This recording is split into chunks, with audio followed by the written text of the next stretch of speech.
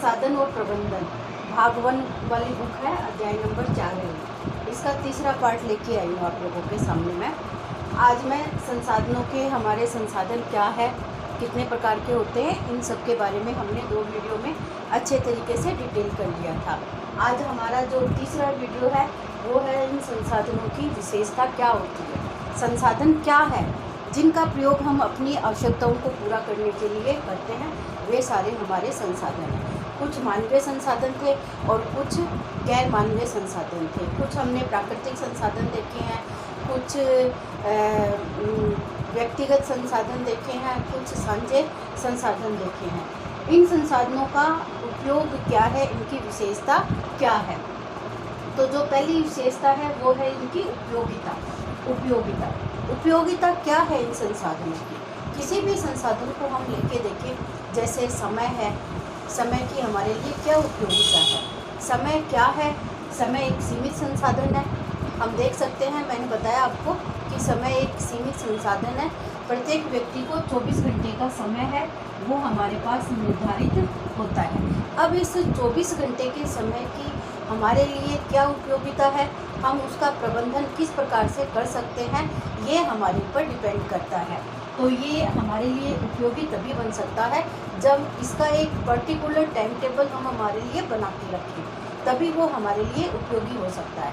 वरना हमारे लिए हम सो के भी टाइम को पास कर सकते हैं, बैठ के कर सकते हैं और खाली कार्य के अंदर व्यतीत कर सकते हैं। और उसी कार्य को हम अपनी स्टडी में, हम अपनी दिनचर्या में आवश्यक जो कार्य हैं हमारे, उनको पूर्ण करने में करेंगे तो इस समय की हमारे लिए क्या है, उपयोगिता है।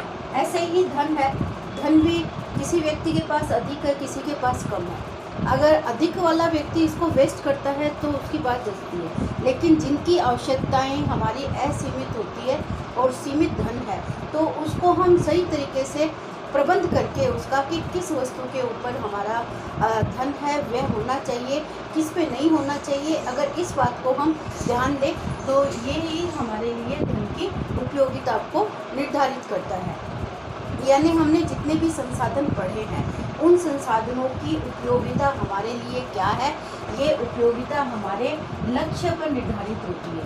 किसी भी समय हमारा लक्ष्य को कैसे निर्धारित करता है सबको पता है। समय हमारे लिए उपयोगी है और उस उपयोगिता को अगर हम समझ लेते हैं तो वो हमारे लक्ष्य को निर्धारित करने में कामयाब करता है हमें। ये लक्ष्य और स्थिति पर निर्भर करता है, तभी हमारी उपयोगिता है वो सार्थक है।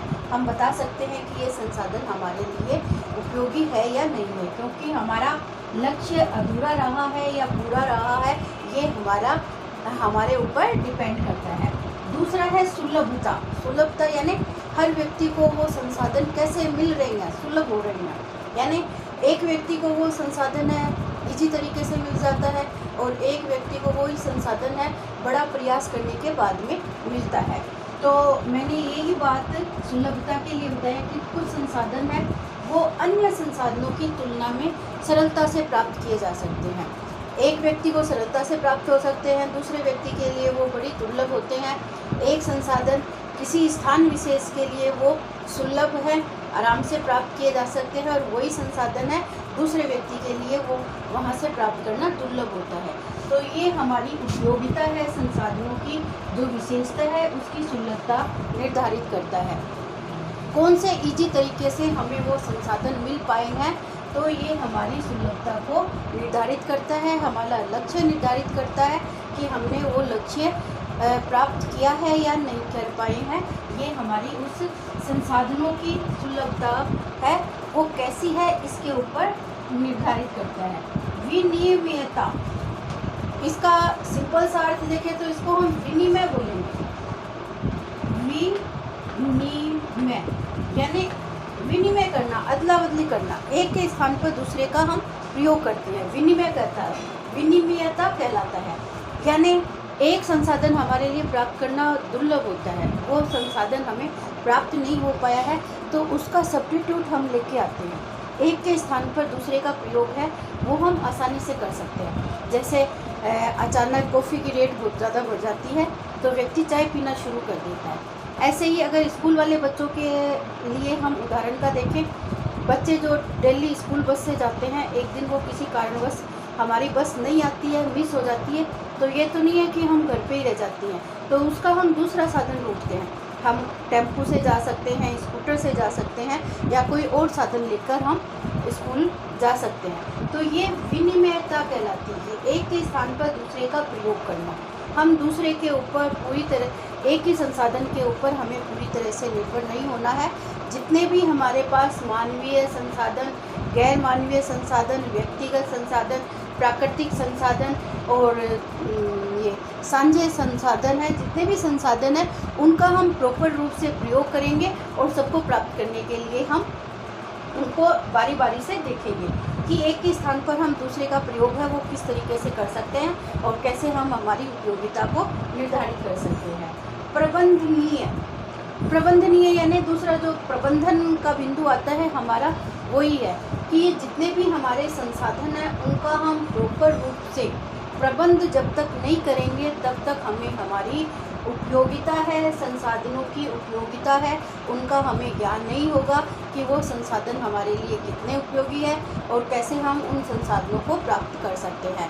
तो ये बात हम इसी तरीके से इस प्रबंधनीय प्रक्रिया के अंदर पढ़ेंगे कि किसी भी संसाधनों का प्रबंधन है वो हमें किस तरीके से करना चाहिए, किस तरीके से उसकी योजना बनानी चाहिए, किस तरीके से उनका नियोजन करना चाहिए और उसकी कार्यप्रणाली को देखेंगे। तो इस टॉपिक के ऊपर हम कल बात करेंगे कि प्रबंधन क्या है और ये प्रबंधन प्रक्रिया के क्या क्या चरण होते हैं इनके बारे में। संसाधन सीमित होते हैं और इनका उपयोग अच्छे तरीके से किया जाना ही क्या कहलाता है, प्रबंधन कहलाता है। तो आज मैंने इन संसाधनों की विशेषताएं बताई है। ये आप चारों टॉपिक है वो अच्छे तरीके से संसाधनों की विशेषता करके आप इसको देख लेंगे। ये भी इम्पोर्टेंट क्वेश्चन है, तो आप इसका ध्यान रखना। ये लेसन भी इम्पोर्टेंट है, काफ़ी बार इस पर छोटे बड़े और ये इसके ऊपर हर तरीके के एग्ज़ाम में भी साइकोलॉजी वाले चैप्टर से भी जुड़ा हुआ है, इसमें प्रश्न पूछे जाते हैं। तो ऑल द बेस्ट बच्चों। आज के लिए इतना ही वीडियो काफ़ी है, आप लोग इसको ध्यान से देखना। नहीं समझ में आए तो आप कमेंट करके मुझे पूछ लेना।